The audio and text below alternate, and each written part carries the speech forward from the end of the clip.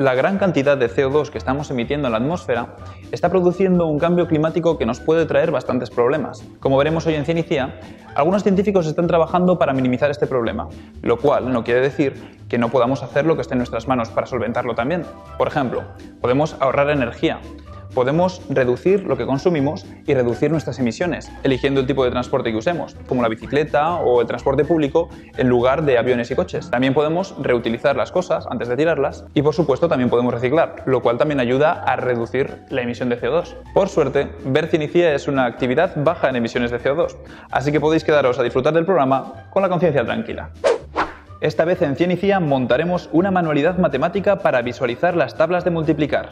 Descubriremos la historia tras el descubrimiento de la radiación de fondo de microondas. Veremos qué imaginan estos niños sobre la evolución. Construiremos una casa nido para pájaros y Santiago Aparicio de la Universidad de Burgos nos explicará a 3 niveles su investigación para capturar CO2. En el concurso 100.000 y CIA se enfrentarán el Instituto Peñalara de Segovia y la Merced y San Francisco Javier de Burgos. Es hora de entretenerse científicamente. Hola Ciencia amigos, hoy vamos a hacer una manualidad matemática. Las matemáticas son otra ciencia maravillosa en la que se basan el resto de las ciencias, es como el lenguaje en el que nos basamos para estudiar ciencia.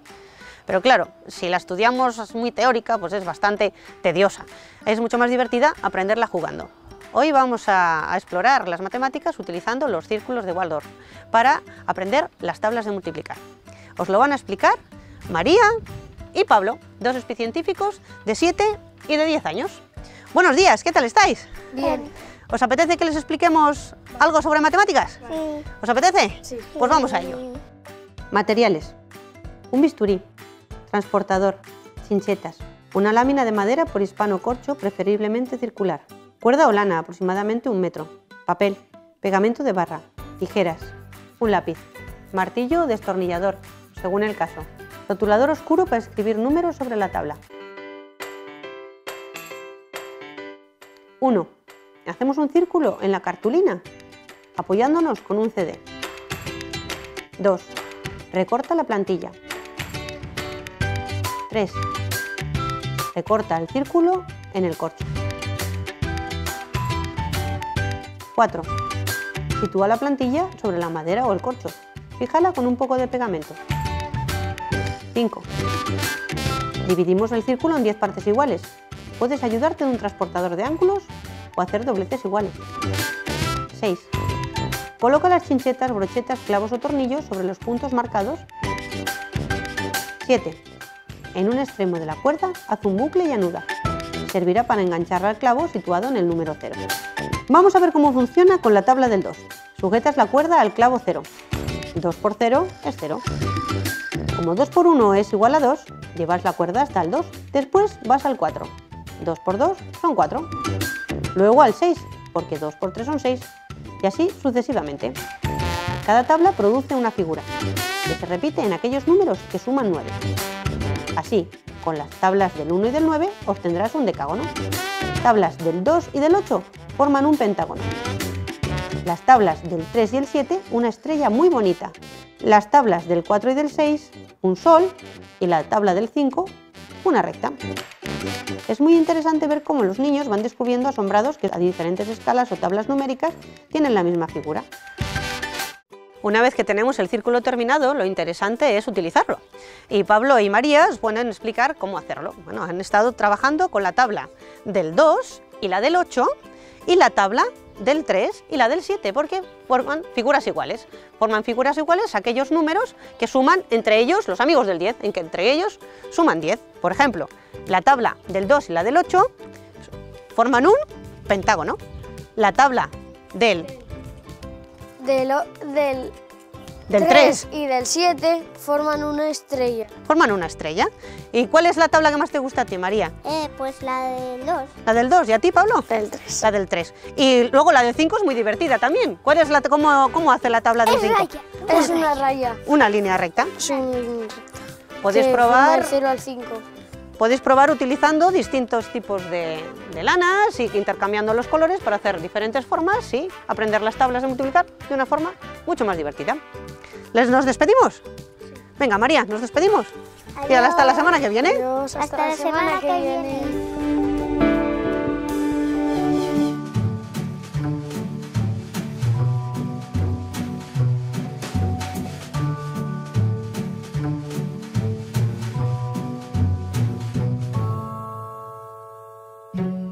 En 1978, dos científicos estadounidenses recibieron el Nobel de Física por haber encontrado algo que ni buscaban ni conocían: la radiación más antigua del universo.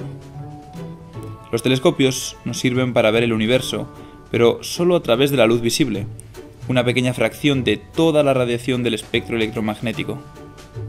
En 1964, Arno Penzias y Robert Wilson habían construido una nueva antena para estudiar la radiación del universo, pero una señal, como un ruido, se colaba siempre, apuntaran donde apuntaran. Revisaron la antena y encontraron que estaba llena de excrementos de pájaros. Lo limpiaron, pensando que podría ser la causa de la interferencia, pero aún así, el ruido seguía ahí. Entonces contactaron con Robert Dicke, físico de la Universidad de Princeton, quien entendió enseguida lo que habían encontrado, porque era lo que él mismo estaba buscando con su equipo, a solo unos 50 kilómetros de allí: la radiación de fondo de microondas, la foto más antigua de nuestro universo. Sin querer, se habían topado con la huella, en forma de radiación microondas, de la gran explosión. Hasta ese momento, aquello solo había sido una teoría, presentada por primera vez por el belga Lemaitre como la idea del átomo primigenio. Este hallazgo de Penzias y Wilson confirmó la existencia del Big Bang. Una noticia que, por suerte, Lemaitre llegó a conocer poco antes de su muerte. Sin embargo, en 1941, más de 20 años antes de este descubrimiento, el canadiense Andrew McKellar había encontrado y medido con precisión esa misma huella del Big Bang. Pero era tiempo de guerras y publicó sus datos en una revista muy poco conocida. En ese momento, ni él ni los pocos que leyeron su artículo se dieron cuenta de la importancia de ese hallazgo. Eran tiempos convulsos y su investigación pasó desapercibida. Y no fue el único ignorado. El ruso George Gamow había sido el primero en proponer la existencia del fondo de microondas, y científicos estadounidenses como Robert Herman y Ralph Alpher habían calculado con precisión la cantidad de radiación que se encontraría. Incluso Robert Dicke y su equipo, los primeros que entendieron y supieron explicar la importancia de ese descubrimiento, no llegaron a participar del Premio Nobel de Física. Aunque en un primer momento no sabían ni lo que habían encontrado, Penzias y Wilson fueron los galardonados con la gloria del Premio Nobel. Pero si algo podemos aprender de esta historia, es que, aunque haya solo unos pocos nombres que se hagan famosos, la ciencia avanza gracias a multitud de personas desconocidas que aportan sus granitos de arena. Como dijo Robert Herman, uno de los olvidados de esta historia, no se trata de dar reconocimiento a la persona, sino al trabajo. La teoría de la evolución de Darwin ha sido complementada con nuevos conocimientos como la genética, las mutaciones aleatorias o la genética de poblaciones, en lo que ahora se llama la síntesis evolutiva moderna. Es decir, que la propia teoría de la evolución ha tenido su evolución, como evolucionan también las ideas de los más pequeños. Vamos a ver qué opinan sobre este tema. Suele tratar de periodos antiguos, el paso del tiempo. Pues cuando empezaron los monos, hombre. ¿En esa época estaba Miguelón? Sí. Al Museo de la Evolución, que ahí vive Miguelón. ¿De la evolución o de la evolución humana? Se estudian también animales antiguos. Tenían más pelo que ahora y solían ser de la forma de los monos. Que antes no llevábamos ropa, ni tampoco zapatos. Pues tenían ropas de piel. Ahí no existía la tablet ni el móvil. Y los coches no eran como ahora. Eran de madera, yo creo, ¿no? Hemos ido siendo monos, luego un poco más mayores, luego gente un poco así, luego niños y luego ya gente mayor.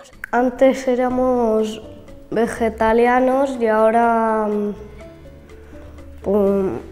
comemos carne y verduras. Y les enseñaban a los niños a cómo cazar para cuando fuesen mayores cazaran. Se hacían las hachas con piedra y palos. Pero con el hueso que había le tenían que quitar. La prehistoria fue hace 15 millones de años. ¿Por qué los adultos tienen pelo por todos los sitios y por qué los niños solo lo tienen por aquí.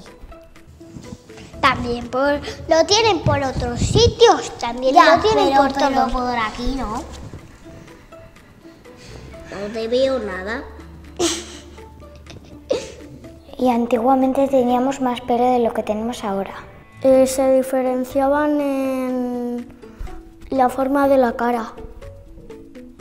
La tenían como más larga hacia aquí. No sé si es Miguelón de verdad, que no se habrá muerto, y que es un mono.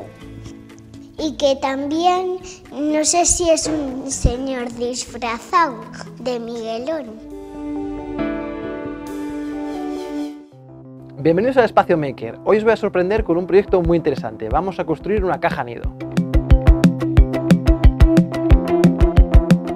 Vamos a usar el manual de cajas nido para aves de España que ha realizado Fernando Calderón Martínez. Este manual nos indica paso a paso cómo construir una caja nido para distintos tipos de aves. Nosotros vamos a usar los planos para construir una caja de páridos y otras pequeñas aves. No tenía a mano un palé para desensamblarlo y construir un tablero, así que he aprovechado unas tablillas con machimbrado que tenía por casa. Lo primero que hay que hacer para construir un tablero es unir estas tablillas con cola blanca. Para, a continuación, ensamblarlas con el sistema de machimbrado que tiene. Ya he terminado el tablero, pero como veis, al ser recortes, no ha quedado totalmente recto, así que lo primero que voy a hacer va a ser quitar este exceso.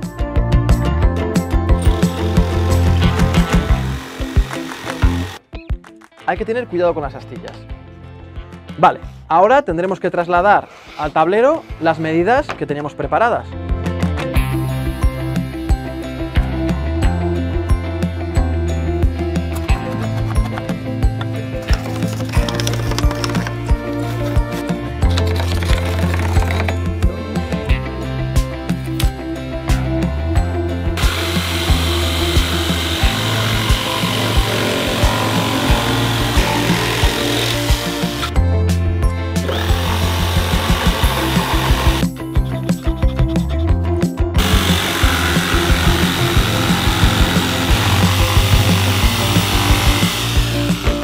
Ahora vamos a hacer la puerta del nido.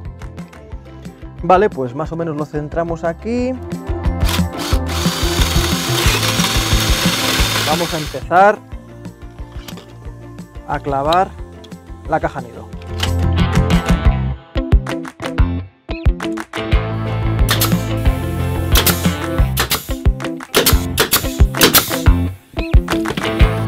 Pues yo creo que ha quedado bastante bien.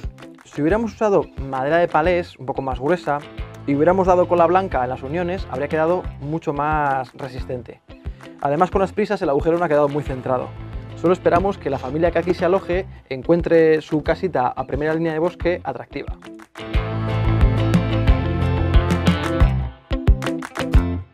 En este enlace podéis encontrar toda la información que necesitáis para construir distintas cajas nido. Dependiendo cómo la hagáis, acudirán a anidar unas aves u otras. Nunca sabéis qué clase de amigos podéis hacer.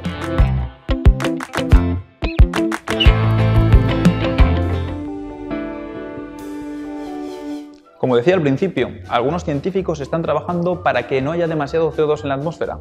Es el caso de Santiago Aparicio, científico de la Universidad de Burgos, que nos cuenta en primera persona su investigación.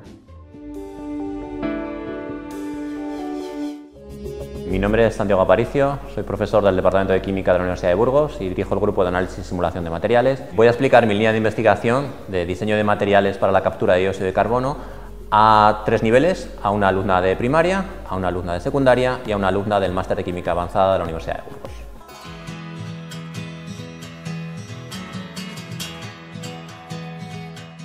Bueno, pues yo me llamo Santiago Aparicio, soy profesor del Departamento de Química de la Universidad y hoy quería hablar de una de mis líneas de investigación principales, que es la captura del dióxido de carbono atmosférico.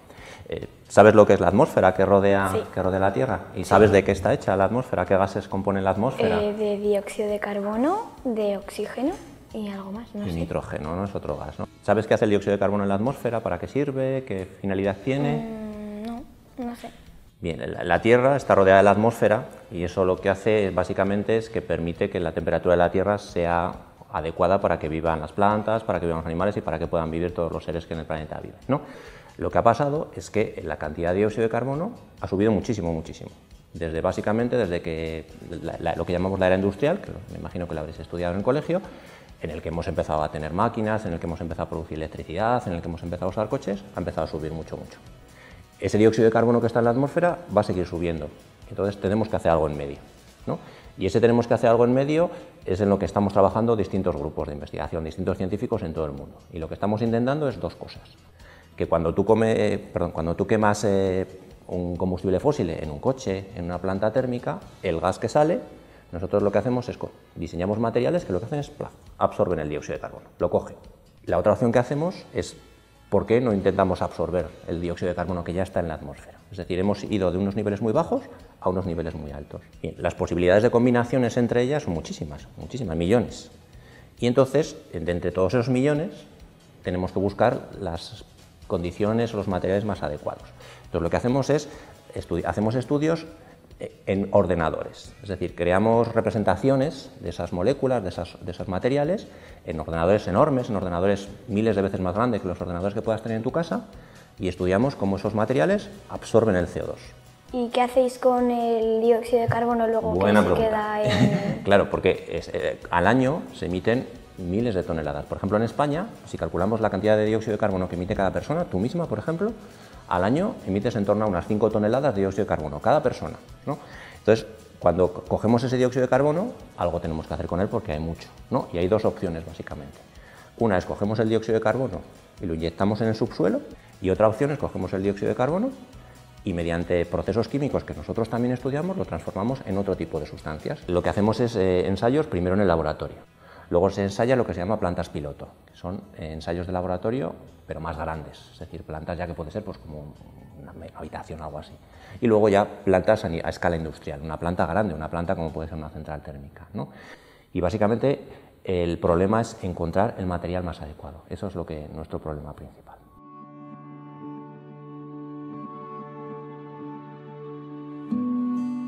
Bueno, pues te voy a explicar una de nuestras líneas de investigación principales, que es el diseño de materiales para la captura de dióxido de carbono. Supongo que conoces el problema del calentamiento global, ¿no? Y sabes que el origen está en una molécula muy concreta, que es el dióxido de carbono, ¿no? ¿Sabes de dónde procede el dióxido de carbono que nosotros generamos o que emitimos a la atmósfera, básicamente? Pues de la contaminación, ¿puede ser? Sí, básicamente procede de la producción de electricidad y de los vehículos, básicamente. Lo que tratamos es de evitar, por una parte, que esos niveles de dióxido de carbono suban. Y para ello lo que diseñamos es materiales que sean capaces de capturarlos. Y por eso nuestras líneas de investigación se llaman captura de dióxido de carbono. Entonces, lo que tratamos es de buscar distintos materiales con distinta composición química que sean capaces de absorberlos. Imagínate, tú tienes un materiales que llamamos, por ejemplo, porosos, porque tienen, digamos, en su estructura, imagínate, como decíamos anteriormente, como si fuera una especie de esponja con distintos poros. Entonces lo pasamos por esos materiales y digamos que lo retiene. Forma una especie de enlaces químicos con el dióxido de carbono. Los otros gases no los forman, entonces metes un gas que tiene dióxido de carbono, sacas un gas que no tiene dióxido de carbono. Ah, vale, luego los pulsáis. Y luego los pulsamos, claro, porque esos materiales, date cuenta que están imagínate, en una central térmica o en un filtro de absorción en un coche, los tenemos que seguir utilizando. Luego, la presión a la que sale es pequeña, sale a presión atmosférica, entonces está en muy baja concentración a muy baja presión. Entonces, eso hace que el proceso de absorción sea costoso. Es decir, por una parte el coste del material, en lo que cuesta fabricar ese material, es un coste importante, y por otra parte el proceso. Nosotros diseñamos materiales, pero utilizando equipos de cómputo, ordenadores, superordenadores, en los cuales nosotros todos esos millones de matrices de materiales que tú has planteado, los creamos en el laboratorio, pero de forma puramente informática, es decir, no los sintetizamos primero. ¿Tienes alguna pregunta? ¿Algo que quieras cacar? No, la verdad. Me parece una cosa que está muy bien, porque así pues yo qué sé, la contaminación y todo, no me sale, el calentamiento global, sí, pues va a disminuir, entonces eso es mejor. Sí, el problema es ese, es decir, los niveles de CO2 hay que hacer algo con ellos, o sea, sí, están muy altos y hay que bajarles. Y para bajarles la única solución es hacer una transición hacia una economía que no utilice combustibles fósiles, pero mientras tanto hay que absorber el CO2 y no hay otra alternativa si queremos que la temperatura de la Tierra, que va a subir, porque va a subir, la temperatura se ha incrementado en los últimos 30-40 años cerca de medio grado. Entonces, de esa manera lo que vamos a intentar es que no suba más allá de un límite razonable, mediante procesos de absorción de dióxido de carbono. Y es el objetivo de nuestro grupo y de varios grupos en toda la Tierra. ¿Vale? Bueno, pues quería hablarte un poquito de nuestra línea de investigación principal, que es la captura del dióxido de carbono, ¿no? Supongo que conoces el problema del cambio climático, los niveles de CO2 atmosférico y demás, ¿no?